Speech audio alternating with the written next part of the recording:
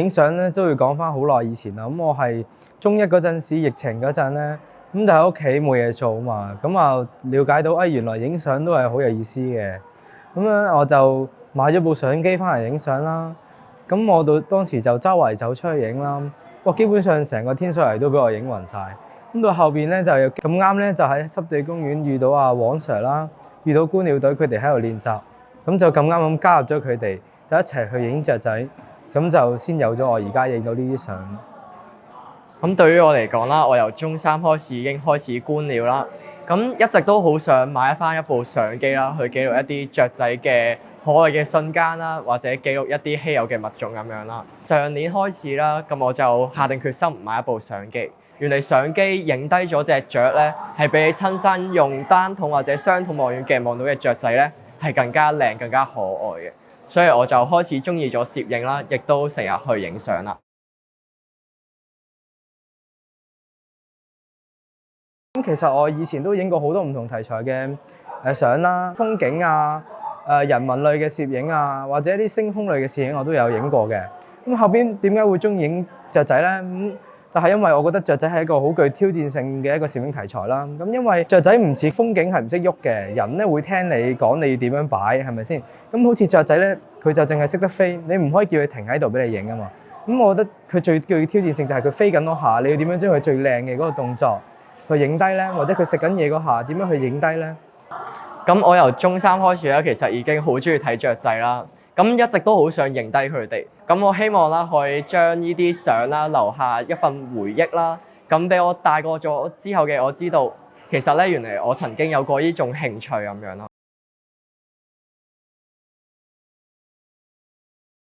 我影嘅一張係濕地公園嘅風景相啦。咁呢張相係影緊一個觀鳥屋，同埋佢面前嘅一片蘆葦田啦。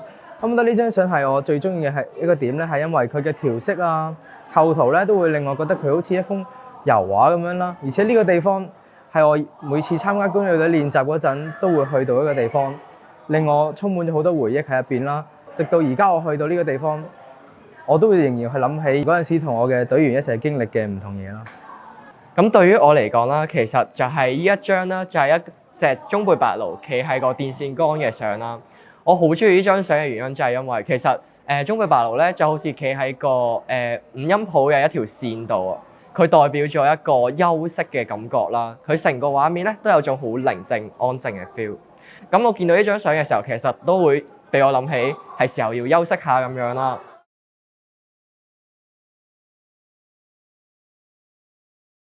常年去一啲影一啲生態上嘅一啲動物啊，你就會觀察到佢一啲生活嘅習性啦，知道佢平時會食啲乜嘢啊，或者會喺啲咩環境去到居住，亦或者你會觀察到佢身上唔同嘅器官或者部位係有啲咩用啊，點解會咁樣啊之類㗎啦。例如貓頭鷹點解佢嘅頭可以轉到咁大嘅幅度咧？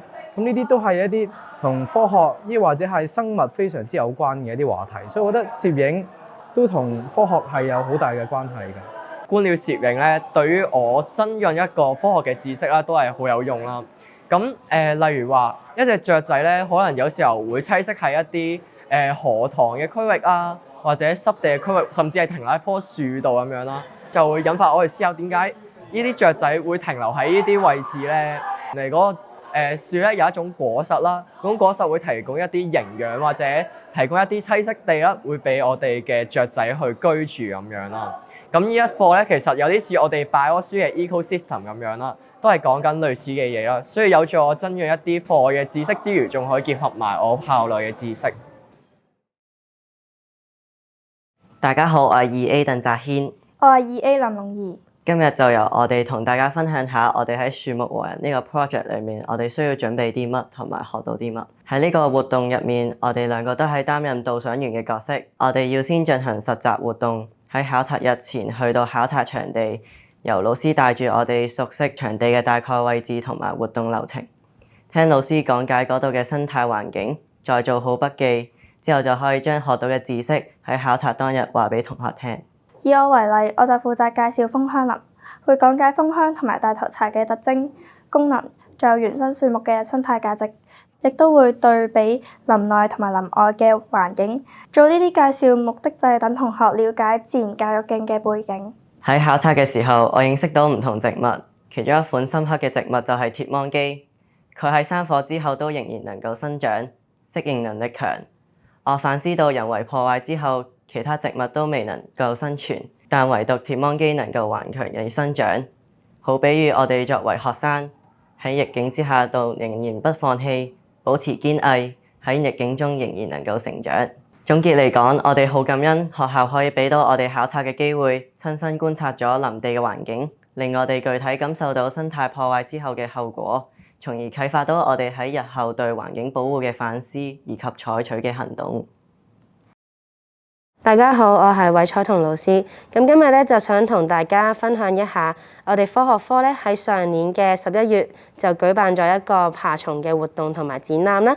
咁當時咧我哋就邀請咗一個爬蟲機構叫做爬藝 Reptilecraft 咧，就嚟到學校做一個爬蟲嘅活動同埋展覽。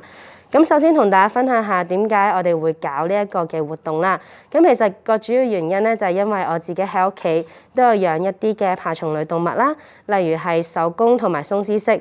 加上咧我一直都有喺社交媒體嗰度 follow 咗唔同嘅爬蟲機構，咁見到咧佢哋喺好多嘅中小學，甚至乎係幼稚園咧，都有搞活動去俾小朋友認識一啲爬蟲類動物嘅。咁所以咧我就覺得如果喺醫中都可以搞呢類型嘅活動咧，咁就可以為同學帶嚟唔少嘅得着啦。咁喺今次嘅活動咧 Reptilecraft 咧就帶咗10種嘅爬行類動物同埋昆蟲嚟到我哋嘅學校啦。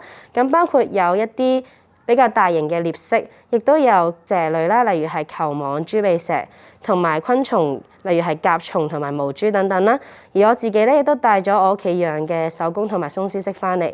咁呢啲咧都係一般同學平時比較會少接觸到嘅小動物嚟嘅。咁所以咧，我一開頭都有啲擔心同學仔會唔會因為有啲既定印象或者少接觸佢哋而會唔中意或者好驚呢類型嘅動物咧？咁但係令我好意外嘅咧，就係原來佢哋都好受同學仔歡迎，大家咧拎住啲動物一齊合照嘅時候咧，都好開心同埋好興奮嘅。咁甚至乎都有啲同學問我，會唔會可以喺學校整一個生態館去養一啲嘅小動物咧？咁當然如果做到就非常好啦。咁但係呢一件事係唔容易去做嘅。咁所以咧，我哋都希望透過由呢啲活動開始，等大家可以認識咗呢一啲嘅小動物先。咁透過今次嘅活動咧，同學可以學到好多關於爬行類嘅知識啦，例如係佢哋嘅身體特徵同埋一啲生活習性，亦都可以親身接觸到平時好少見到嘅動物。咁希望咧，我哋嚟緊都可以再搞多啲呢類型嘅活動啦。咁等同學咧，除咗喺上堂之外，亦都可以有多啲唔同嘅方式去學習同埋體驗。